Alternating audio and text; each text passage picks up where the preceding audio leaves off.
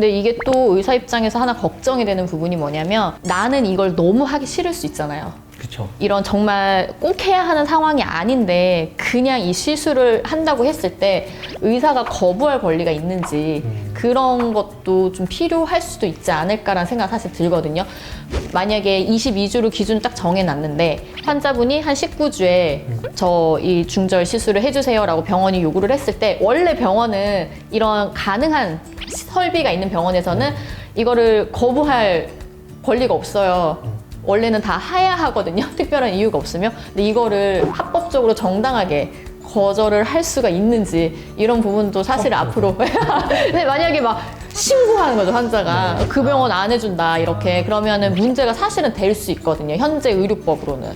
의료법으로는? 네, 원래 의사는 거절하면 안 돼요. 법에 그렇게 돼 있어요? 네, 그 환자의 권리, 의사의 의무 이런 거에 대한 조항에 특별한 뭐 그런 원인, 이유 이런 게 없이 환자의 진료를 거부할 권리가 없고 해야 할 의무가 있다 이렇게 되어 있기는 해서 물론 논쟁이 좀 뭐 있겠죠. 거절 이유에선. 근데 좀 그런 부분도 나중에는 이슈가 되지 않을까라고 저는 개인적으로 생각을 합니다. 왜냐면 또 종교적인 이유에서 안 하는 선생님들도 있고요. 맞아요. 그리고 사실은 이게 음성적으로 간간히 이루어져 왔기는 해요, 우리나라에서.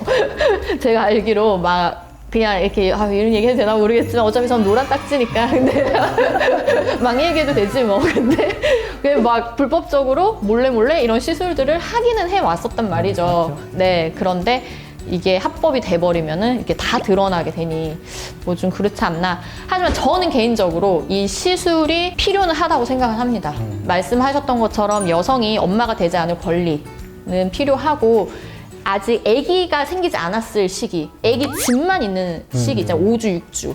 아기 집밖에 없고 이런 배아가 제대로 세포 분열한 게 보이지도 않는 그 정도 시기의 시술조차도 무조건 하면 안 된다. 생명이다라고 보는 게 과연 맞을까라는 생각을 저도 하기는 합니다. 하지만 이제 많이 컸을 때는 그거는 개인적으로 저는 아니라고 저는 절대 아니라고 생각을 해서 어쨌든 이거는 개인의 가치관이니까 뭐가 옳고 그르다고는 절대로 판단해서는 안 되고 말을 해서도 안 되는 것 같기는 해요. 내일이라도 그런 환자분이 오시면은 이제 이 합법인 걸 알았으니까 만약에 한 6주 한 7주, 한 6, 7주 정도면은 저는 시술을 해드릴 것 같아요. 법이 딱 정해지기 전까지는 한 8, 9주만 돼도 저는 개인적으로는 하고 싶지 않거든요.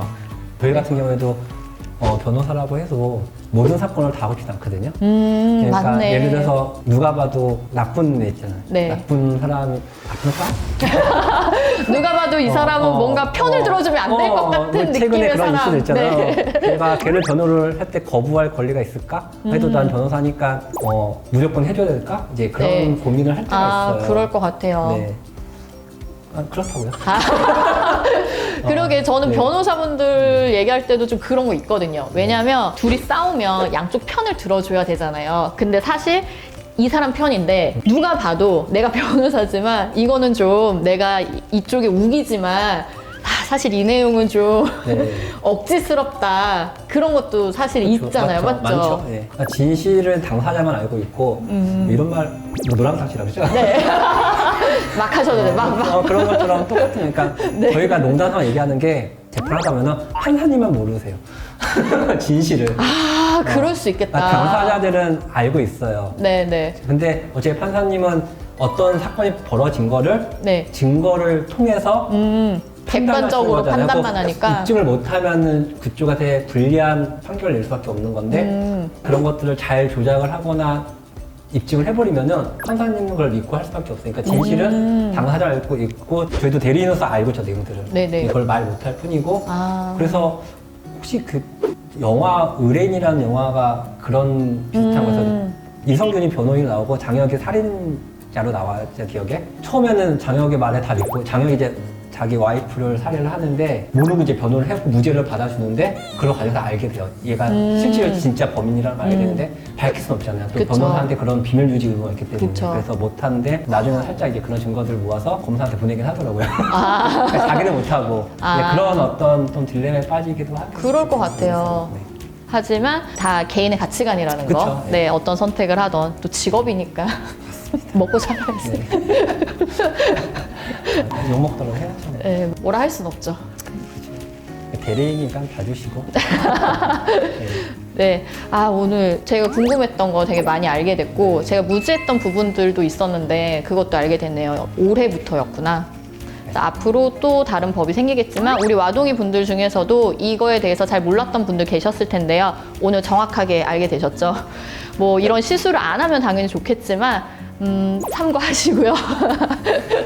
참고하시고 저희 변호사님 채널에 법적으로 궁금한 내용 있으신 분들은 베테랑 아닌 법테랑 채널에서 도움 받아보시면 좋을 것 같아요. 저도 구독 중인 채널인데 재밌고 유익한 내용들이 많습니다. 오늘 의사 언니 한마디, 다음에도 준비할 의사 언니와 변호사 형의 콜라보 영상도 기대해 주세요. 입니다.